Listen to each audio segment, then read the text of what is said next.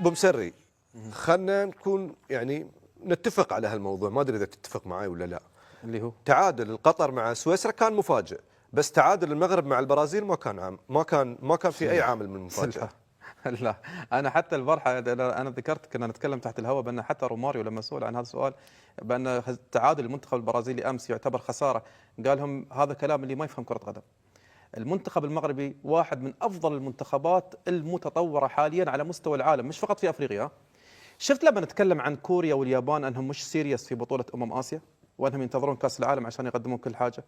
اليوم المنتخب المغربي حتى كنا نتكلم مع ابو عبد الله، بطل الشباب، بطل الناشئين، بطل الشباب، بطل الاولمبياد، وقاعد يقدم هالمستويات على مستوى كاس العالم. هذا المنتخب مع نموذج انا اشوفه نفس نموذج اللي هو لويس ديلوفيونتي اللي هو مدرب منتخب اسبانيا نعم. اللي صعد مع المنتخب من الشباب وصعد ومعاه لامين يامال ومع مجموعه شابه وقدر انه ياخذ بطوله اوروبا. هذا شوف ترى هذا النمط الان مع محمد وهبي في المنتخب المغربي واستقطابه لواحد من اهم اللاعبين اللي شفناهم امس، واحد ربما يكون من مواهب كاس العالم اللي راح نتكلم عنها فترات طويله جدا. بشكل مختصر سعود، هذا النموذج في التطوير في الديفلوبمنت بالنسبه على مستوى المنتخبات هو نموذج يحتذى به. اليوم مش فقط المنتخب المغربي اللي قاعد يمشي عليه، مش فقط تحقيق نتائج على مستوى الشباب، اليوم ابراز نجوم. تتذكر في كاس العالم اللي كان في قطر كنا نتكلم عن أناحي صح ولا لا؟ اليوم نتكلم عن بن عدي صح ولا لا؟ بن عدي لاعب 18 سنه، امس حديث السوشيال ميديا على مستوى العالم كله. على فكره انا عندي لا احصائيه ربما تستغرب منها. تعرف ان مجموع تمريراته في مباراه الامس كان 66 تمريره، عنده فقط 6 تمريرات خاطئه. مجموع تمريراته اعلى من مجموع تمريرات كازيميرو مع جيماريش مع بعض مجتمعين. كازيميرو يمكن عنده 19 تمريره في المباراه، والاثنين في البريمير ليج، واحد يلعب في مانشستر وواحد يلعب في نيوكاسل. وهذا لاعب عمره 18 سنه، معدل تمريراته بالامس اعلى عن الاثنين مع بعض مجتمعين. فهذا يعطيك مدى جوده هذا اللاعب. اوكي خلينا نقيمه كذلك مقارنه باللي معاه العناوي اللي هو لاعب روما، اكثر عن العناوي ب 20 تمريره في مباراه امس، مع انه هو المفروض انه يكون اللاعب الاقل. هذه شوف هذه يمكن تروح فيها مركزه، هو لاعب 6. لا هم الاثنين محاور، عمليه هو البناء كانت دائما عنده هو. لا سعود هم الاثنين. هو ترى على فكره امس واحده من الاشياء اللي كانت موجوده في مباراه امس ان المنتخبين يلعبون بنفس الفورميشن. يعني انشيلوتي يلعب بطريقه ال4-2 اللي هم جيماريش مع كازيميرو 3-1.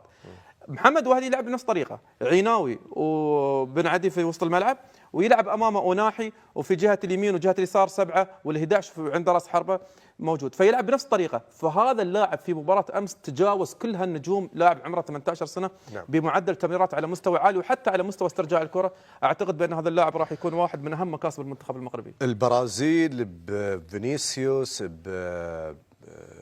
برافينها بكاسيميرو بنجوم، يعني كم عد واغلط. يعني منتخب البرازيل يعني طلع الظهيرين من الملعب، باقي اللاعبين كلهم نجوم سوبر في اوروبا باستثناء المهاجم. مع ذلك في المواجهات الفرديه اللي كانت بين لاعبين المغرب والبرازيل شفنا تفوق واضح للاعبين منتخب المغرب. اي المغرب افضل من البرازيل كفريق. البرازيل اكثر اسماء رنانه، وهذا في المنتخبات هذا اللي يفوز. الفريق الافضل يفوز على الافراد الافضل، وخذها على هذا المستوى. المغرب البطوله الماضيه كيف هزمت بلجيكا، المانيا خذت كاس العالم المانيا بالطريقه هذه، وكيف كرواتيا راحت نصف نهائي مره نهائي المجموعه تهزم. لكن انا كان عندي شعور امس ان اي واحد عربي يشوف المباراه هاي يقول يا متى بيكون عندي منتخب عربي مثل المغرب. صحيح. لكن النموذج المغربي لازم يكون من اذكى النماذج اللي مرت على تاريخ العرب في منذ 1930 حتى الان. بس ابو عبد الله في نقطه، في بعض المنتخبات تبنى لفتره، أيوة. بعد ذلك تندثر. ايوه صح. اللي قاعدين نلاحظه في المنتخب المغربي او في المشروع المغربي خلينا نقول استمراريه، ان في استمراريه، واضح ان في استمراريه. يعني هو كيف النموذج؟ ان تاسس لاعبين بشكل ممتاز، او تستغل الظروف اللي موجوده حواليك بقربك من اوروبا واسبانيا، بالاضافه الى المهاجرين والمواليد المغاربه الموجودين في الدول الاوروبيه تستغلها. انك انت داخليا تنتج لاعبين بالاكاديميه المغربيه اللي كانت نموذج، وبعد ذلك تخليهم يتدرجون معك في المنتخب، منتخبات سنيه يروحون. هذه هني شو يعمل لهم؟ يخليهم فريق. انت ما يستوي تروح للمنتخب الاول وتصنع فريق، وهذا الفرق بينه وبين البرازيل. هم متدرجين مع بعض. ليش اسبانيا ممتازه في اخر من 2008 للان؟ اغلبهم مع بعض. صح. انا تعال منو ديليفونتي قبل لا يروح المنتخب الاول؟ ما حد يعرفه، لانه هو تخصص خذ معاهم فريق. الان المشكله كانت في شيئين بالنسبه للمنتخب المغربي، ان نحن لا نمتلك لاعبين يلعبون في الدوريات الخمسه الكبرى في ريال مدريد وبرشلونه والفرق الكبيره جدا، الان نمتلكها. ونلعب بنفس اللاعبين يلعبون في نفس الدوريات اللي الفرق النخبه في العالم يلعبون فيها. كان عندي مشكله ثانيه، ان حتى بروفايل المدربين اقل، فكنت اجيب مدرب من خارج عنده وجهه نظر ونحن عندنا وجهه نظر، ما في كيمياء بيننا. الان محمد وهبي اصلا كان مدرس في السابق، وبعد ذلك تدرج مع المنتخبات واصبح عنده شهاده البرو في اوروبا. اذا النصاب كامل، تدريج، تاسيس، يلعبون في دوريات خمس كبرى، نشكل منتخب كبير جدا. لذلك لو تحط المنتخب المغربي امام اي منتخب في الكاس العالم، في ثلاث اشياء راح تصير: يا يسحق المنتخب المغربي بنتيجه كبيره، يا انه يلعب معاه راس براس مثل منتخبات البرازيل، يا انه يعني يجاريه بشكل كبير اللي هو مثل لو قلنا فرنسا، لو قلنا اسبانيا. لذلك عشان انت منتخبك العربي يكون مثل المغرب، يحتاج ان تمشي بهذا النموذج. نعم صعب، لكن في النهايه المغرب فعلته بشكل ممتاز. منتخب البرازيل في الطرف الاخر مو في شيء غلط في منتخب البرازيل. المباريات الوديه اللي لعبها، مباراه مصر حتى مباراه فرنسا، منتخب البرازيل مو هو البرازيل، في شيء غلط في هذا المنتخب. شوف، طبعا انت تتكلم عن واحد من اعرق المنتخبات العالميه، تتكلم عن منتخب له هويه معروفه عند اي متابع ربما يتابع ويحب كره القدم. انت لما تاتي بهويه مختلفه، اوكي، بتضطر بانك تصنع هويه وشخصيه مختلفه بسبب عدم تواجد المواهب اللي ممكن انها ترجع البرازيل الى الجيل او الى الحقبه اللي كل الناس تعرف عنها البرازيل. صعب جدا انك تعمل هذا التحول. يعني انت تتكلم عن فريق بالامس، تتكلم عن واحد مثل كازيميرو، تعرف ان طوال المباراه عنده 19 تمريره. كازيميرو. تتكلم عن واحد مثل جيماريش، مجموع التمريرات اللي عنده تقريبا 45 تمريره او اقل، منها 4 أو 5 تمريرات خاطئه مقارنه باللاعب اللي انا ذكرته. فاليوم الهويه اللي يبقيها انشيلوتي، هويه التحولات، ما فيها تنوع، ما فيها تنوع، بالاضافه الى ان في بعض المشاكل اللي صاحبت الفريق. يعني بدروا عدم تواجده، وجود تياغو اليوم موجود كراس حربه مع المنتخب البرازيلي. تياغو من نوعيه اللاعبين البدني ممتاز، لكن في التحولات ما يخدمك، ما يخدمك ابدا. هو افضل من لكن بدرو مثلا، تتكلم عن بدرو، يعني انت تفضل ان تواجه بدرو ولا تواجد لاعب مصاب مثل نيمار؟ ممكن تستدعي نيمار انت في اي بوزيشن نيمار في المنتخب، لكن اليوم حاله خاصه. حتى على مستوى الحاجات اللي في الفريق سعود، الفريق لا يمكن ان يتطور. تتكلم عن ايبانيز، لا يوجد ظهير يمين. كنا نتكلم عن اسم موجود اعتقد ابو عبد الله في كوتو، يان كوتو. اوكي، بس انت اليوم كمنتخب برازيلي، اليوم نوعيه اللاعبين اللي موجودين مش هي النوعيه المطلوبه. بعدين ترى على فكره بقول لك معلومه، الشكل الهجومي التنوع، تعرف اليوم وين يصنع في عالم كره القدم الحديثه؟ يصنع من الاطراف.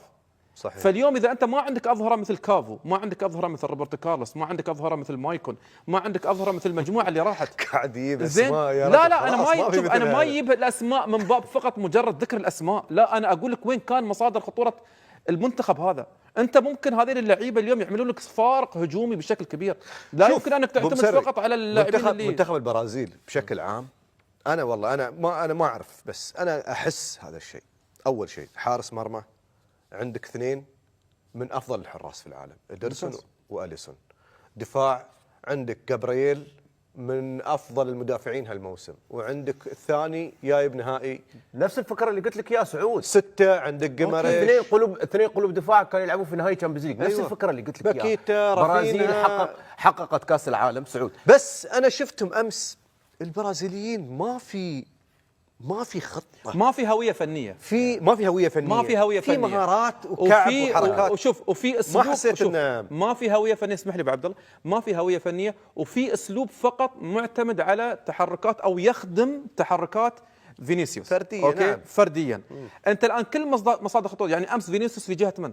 في جهه حكيمي واحد من افضل الاظهره اللي موجوده على مستوى العالم. صحيح. اوكي، اذا بتقارن مع دومفريس مثلا، فصعب جدا بالنسبه لفينيسيوس. صحيح انه سجل هدف، لكن غير الهدف كخطوره في المباراه ما كان موجود. فانت اليوم المنتخب البرازيلي كان متنوع، المنتخب البرازيلي ما تعرف خطورته من وسط الملعب، من الخط الامامي، من الاطراف، من العمق. المنتخب هذا هويته دائما كافضل المنتخبات، عنده شخصيه خاصه، لا يمكن انك انت تنقله بطريقه كامله الى اسلوب اوروبي يعتمد على اللعب المباشر والتحولات وتنتظر منه انه يقدم مستوى من مجموعتهم يقنع اسكتلندا هايتي، يقنع المهاجم. اسكتلندا على فكره والله اسكتلندا مش هين. صعب. يعني انت منتخب البرازيل بتعاني امام اسكتلندا. صحيح. لا يعني شوف سعود، ليش البرازيل حققت 5 مرات كاس العالم؟ حققت كاس العالم 5 مرات لان كره القدم في ذلك الوقت كانت تعتمد على اذا انت عندك 20 لاعب ممتاز تعمل منتخب ممتاز. عندك بيليه تاخذ كاس العالم. الان عشان تاخذ كاس العالم ما محتاج مارادونا وبيليه، محتاج فريق ممتاز. تعرف منتخب البرازيل 14 لاعب منهم فوق ال 30 سنه.